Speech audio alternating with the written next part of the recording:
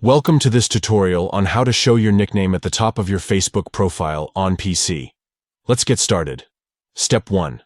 Open Facebook and log into your account. Step 2. Locate your profile photo at the top right corner and click on it to access your profile. Step 3.